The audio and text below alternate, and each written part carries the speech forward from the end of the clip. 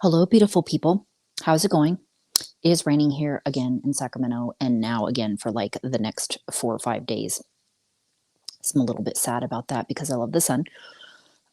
Okay, so there are a couple of different updates and different stuff and ramblings here. To update, last week I talked about, not last week, whenever it was, I talked about I was going to go to jury duty, and I had planned on it for 5 days, basically from Monday. And I was dismissed. That's the bottom line. But the reason that I'm bringing it up actually was interested. It was kind of like not super gnarly, crazy case or anything like that, but I was interested in how things were going to go. And I did again find it interesting. My walk away is the same thing I had before. Is that I said in one of my other videos the first time I was dismissed as far as the lack of organization and things like that, which can happen. I understand. Same thing with this one. I don't know to say lack of organization, but we didn't actually get called into the room until like an hour and a half later because the judge was dealing with a bunch of his other cases. Okay, so the main thing I want to talk about this story is that this is the whole me trying to, not trying, but wanting to show you examples of the whole what you think about, you bring about, and just, I would say over the past 3 or 4 years, just shit just happens way faster with me when I think about, that it ends up, something ends up happening. Like, for example, yesterday, my realtor friend basically, it was like within 30 seconds, like I thought of her and then she called. So this story, excuse me, um, on my break from the jury duty that Monday, I got called for basically an interview. Because again, I'm like in between jobs and just doing different things like that. So on my break, they had said that they were interviewing on Friday. Okay, so it's Monday, so this is Friday, and it was basically like between 1:30 and 3. Like that was the only time that they were doing it, and I was like, okay, so there's no flexibility. Like that's the only option. And of course, I want to check it out because I need to go to interviews. While I might not get the jobs, right, I want to go. Okay, so I was like, I wonder if there's any way that I can get out of like jury duty early because it's the last day. And I was going to ask them just like what would be the process of that, since it would be like, anyway, it's kind of last minute asking. And anyway, I was just going to find out about it. But that's all that I thought about it. And I was like, okay, that just kind of sucks because the one time I get a call or whatever, like it's during this time of jury duty. So basically, I'm sitting there, and of course, the attorney asks me some questions. I don't know to say that he didn't like the answer, but it was an analytical answer. And the judge basically followed up that, okay, even in this scenario, would you be able to make a decision? And I said yes. So I think the combination of things, and basically like they had already dismissed 6 people and maybe he still had to dismiss somebody else. I don't know how it works. I ended up getting picked. So I was like, okay, what are the odds of this? Like me being asked the question, having to leave. It's probably because I wanted to do the job interview. And you might be like, oh, that was a coincidence. And that's where I would say there's no coincidences. And it's just that I had an interest in going to this interview. And I know that that's what it was. Um, okay, that's that there about what you think about, you bring about, and thinking positive. The other part that I forgot to mention too is that with this whole jury duty thing and my comments about the lack of organization last time, this time it was also the same sort of situation where the attorneys and even the kind of judge did it too. The way that they ask you questions is really confusing. Like, I definitely, if I would not have social skills and was more shy, I don't even know that I'd ask the question to be like, I'm sorry, can you like repeat that again? Or, because that's how I felt like this time. Like I was confused. I wanted to ask, like, is that a quick trick question? And yeah, I would be intimidated to even ask because not only the first time I was kind of intimidated because I had never been in a courtroom before and I've only seen this stuff on TV. Like I didn't know what to think. So I think I'd be a little bit, again, like fearful or shy or something, like I don't know to say like getting in trouble, but like I wouldn't know what to expect. So, anyway, so that was my thing there is like, do attorneys do that on purpose to either like purposely confuse the average person or what? Or they're meant to do that, for when they're actually questioning like witnesses. So that was interesting to me. And the whole thing, though, still was kind of interesting. And it took them still over almost like an hour or two to basically ask everybody on the panel. There was like 12 of us, like what we do for a living, and then more questions on top of that. So that was kind of fascinating.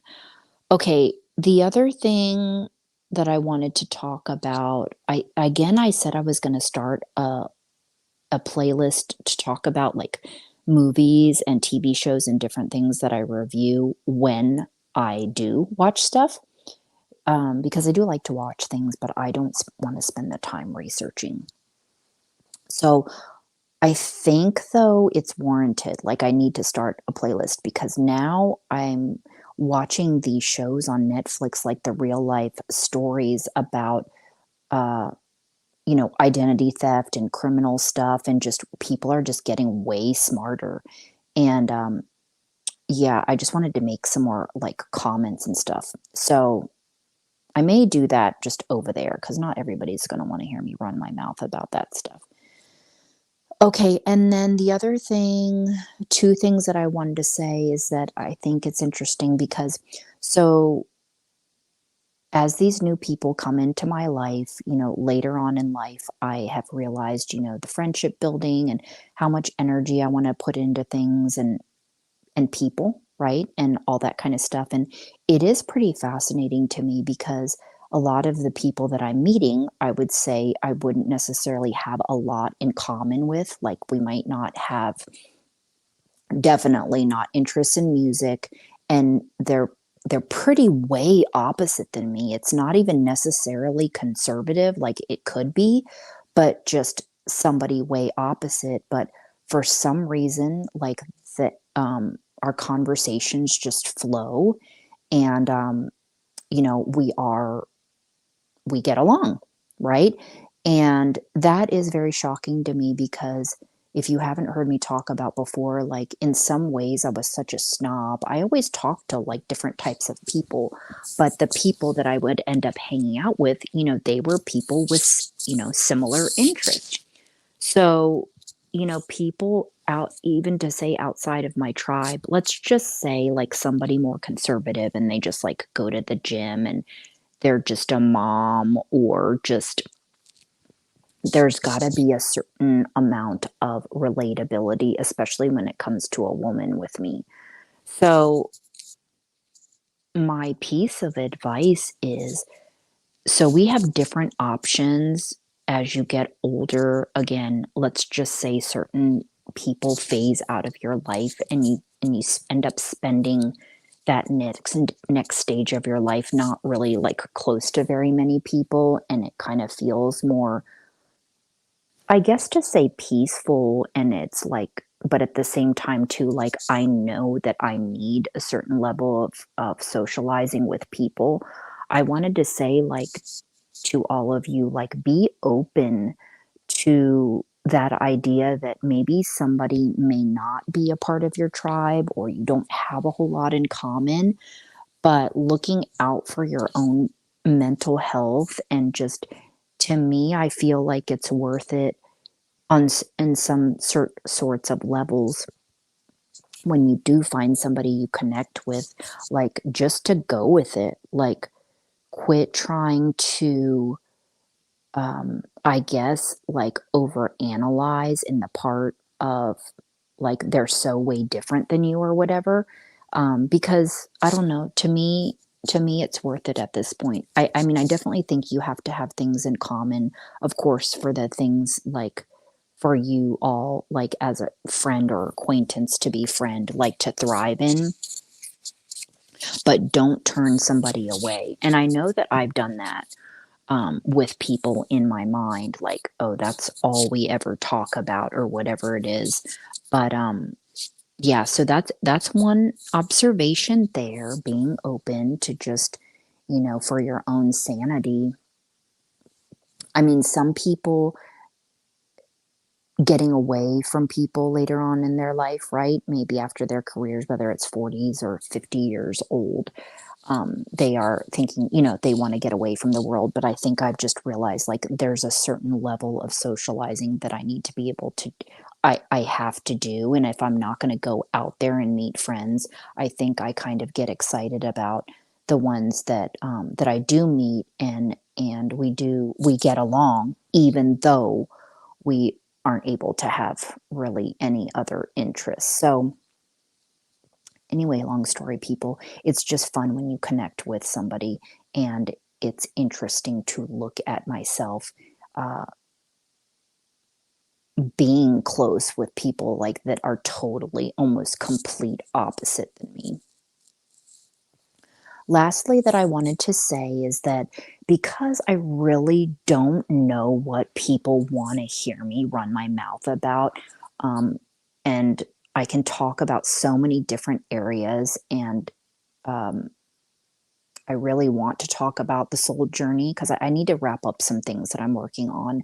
But what I decided, instead of stressing myself out on how I want to lay it out and trying to be brief, I think what I'm just going to go ahead and do, so you can go over there and be looking for that on a different playlist.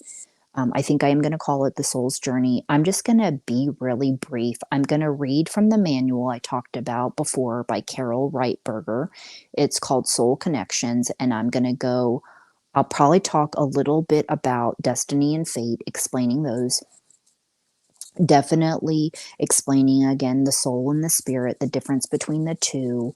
I'll talk about the different soul companions, the different ways that it's, what do you call it? It's like laid out, like sectioned, um, like soul group, soul companion, soulmate, explaining those.